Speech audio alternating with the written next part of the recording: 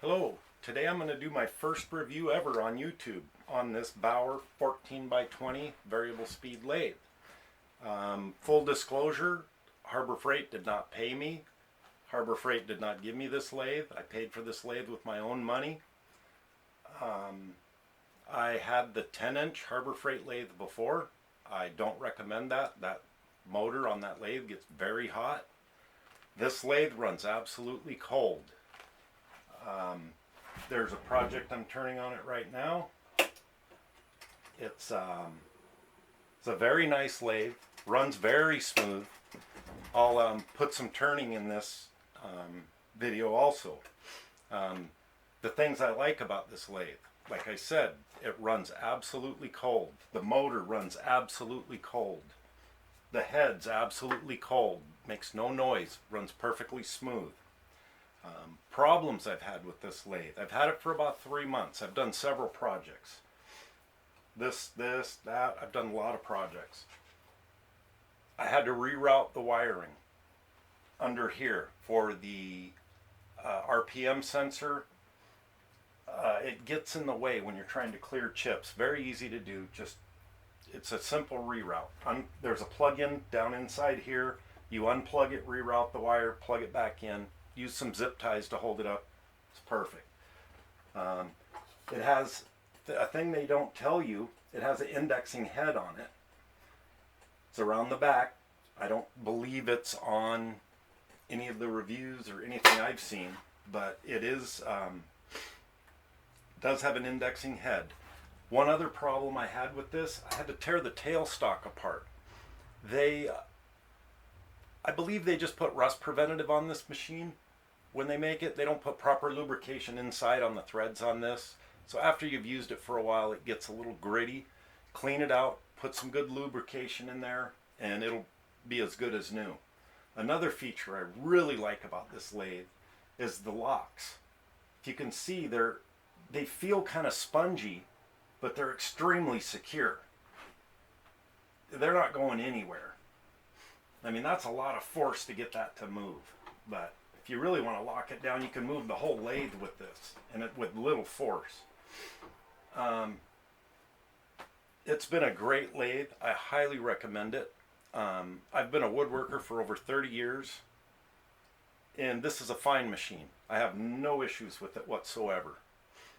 Okay, let's do some turning.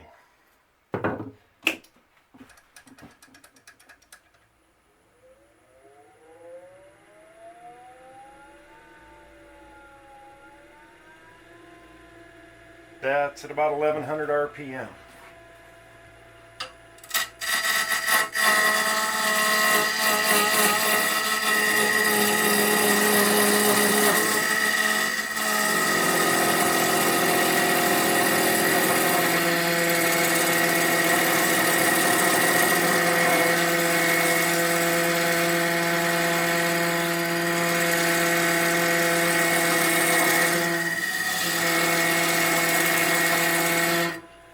Now this is segmented turning.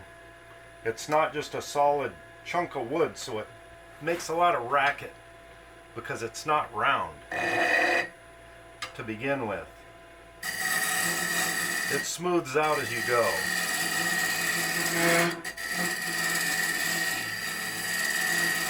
There we go. See, nice and smooth now. But this lathe is not underpowered. I've heard a few comments that's saying that this thing's underpowered. Maybe if you go after it with a spindle gouge taking heavy cuts. But I don't use traditional lathe tools much anymore. I come home from work, I'm tired, I don't want to concentrate on how my spindle gouge is going into the material, and these, you just pick them up and go. They work beautifully. I don't see why the traditional woodworkers poo-poo them so much. I like them. They're cheap, easy to, there's no sharpening, just change the insert. Piece of cake.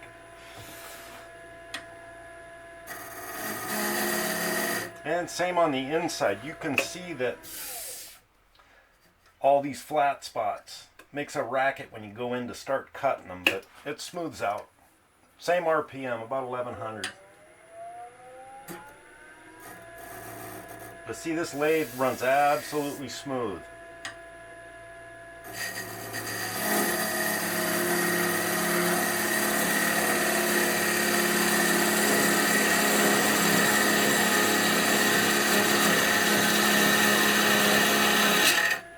And for those wondering, the wood I'm using here, the dark wood is Jatoba, and this is Paduke.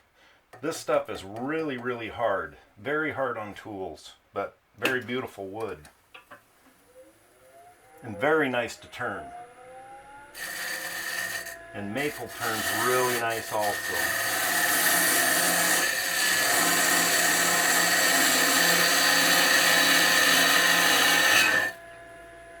This lathe has plenty of power. And there, we're round. And now we're ready for the next layer. Oh, one thing I did forget. One other thing I didn't like. And I believe this is with every lathe on the market that you buy. You get these, cast iron. I went and purchased a 12-inch stainless and a 6-inch stainless tool rest. These are much nicer than the ones it comes with, but don't throw this away, they have their uses. And this little collar down here is to get my tools on center line. I made a little spacer because they sit a little low, and that's just out of maple. Another project to do on the lathe. I try to think of all the questions I had before I bought this lathe because there were no videos on this. I couldn't find anything on it. My bench height, that was one thing I was worried about because this lathe is larger than my old lathe. My bench height's 32 inches. I like to keep it where my arms bent at 90 degrees is center line to what I'm working on. And at a 30, I'm over 6 foot, but a 32-inch work height was right for me. This lathe is heavy also. I believe it weighs around 90 pounds. It's stout. It doesn't move. That's one of the reasons it runs so smooth, I'm sure, is it even when you have an unbalanced piece on it, it runs pretty smooth. Within reason. You can't run it too fast. Doesn't matter how heavy your lathe is. If you run it unbalanced piece too fast, it's going to shake off of there and come off the machine.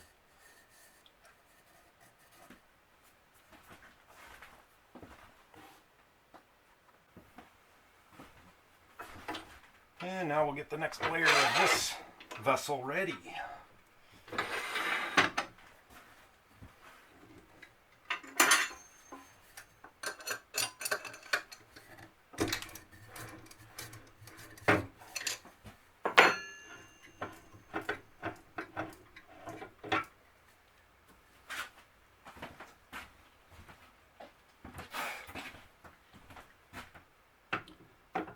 Oh, and by the way, these spindle chucks from Harbor Freight. They're great. I've had no problems with them. I have 2 of them. I asked my wife for another one for my birthday. They're great.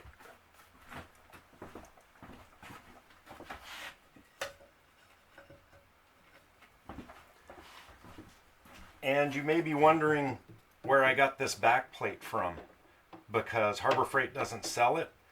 This back plate is from Wen. I bought it on Amazon, and it bolted right onto the Harbor Freight chuck with no issues.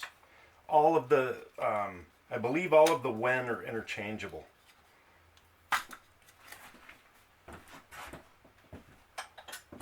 And I also believe the Wen lathe is very, very similar to this.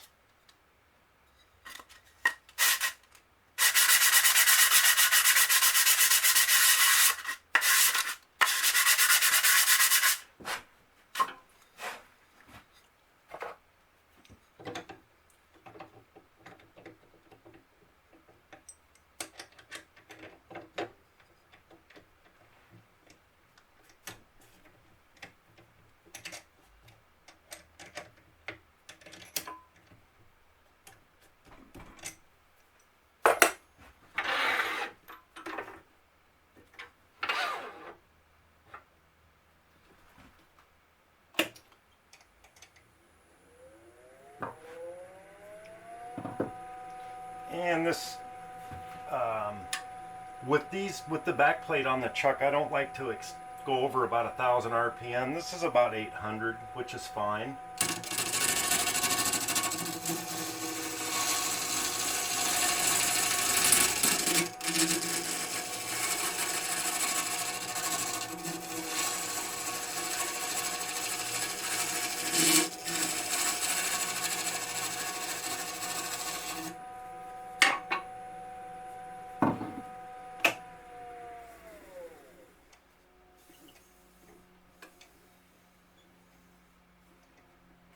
Okay.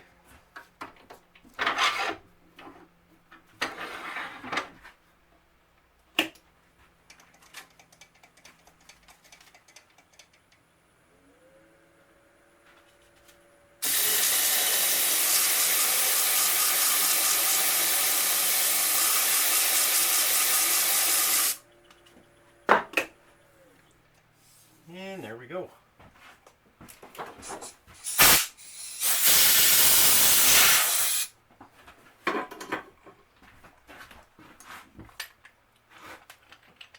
I'll change the camera angle so you can see how this is done.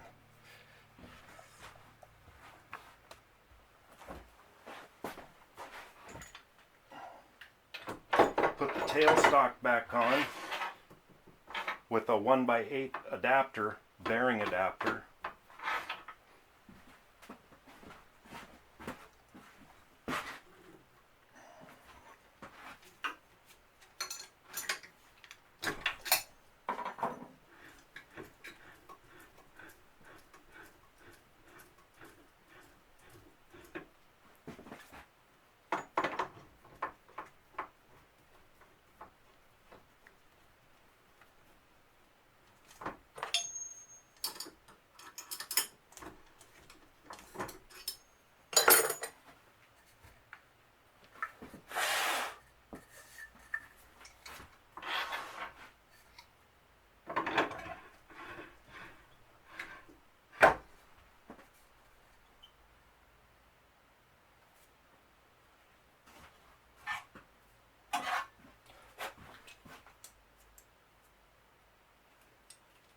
And then we carry our lines up from our other seams to make sure the glue joints aren't all in line. Makes for a very weak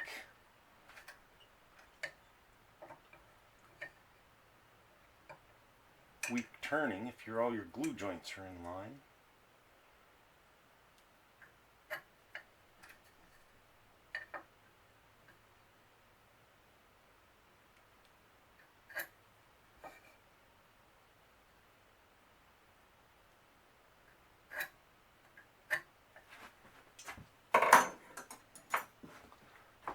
Do a test fit.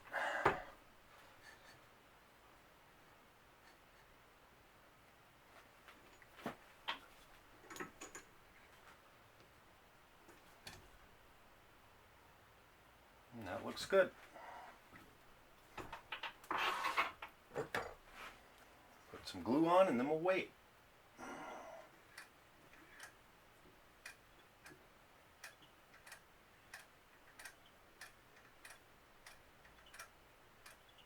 And if you're wondering what that clicking noise is, it's the chuck. At very low speed they make a little noise.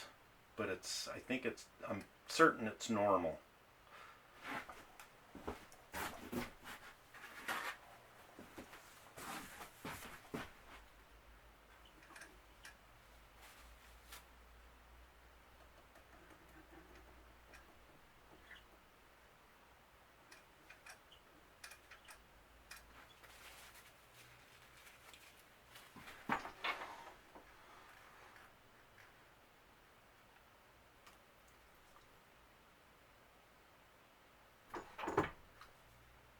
Bring those together,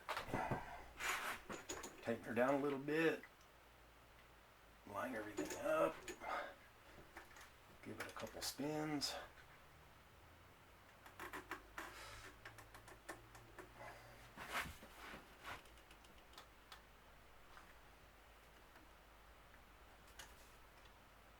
make sure everything's even.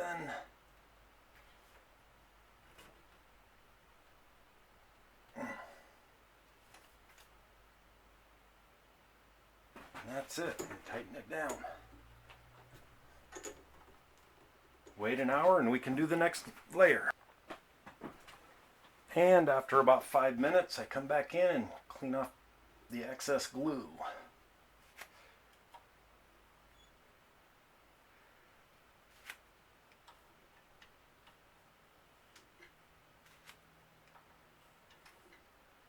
I use a 6-inch ruler for this.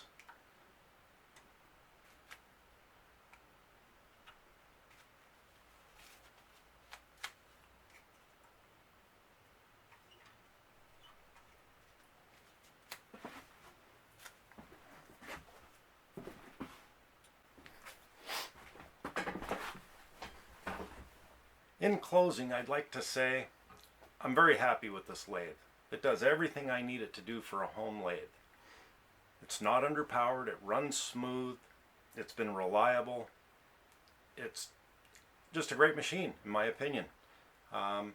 Any questions, please leave them below and I'll try and answer them. Thank you.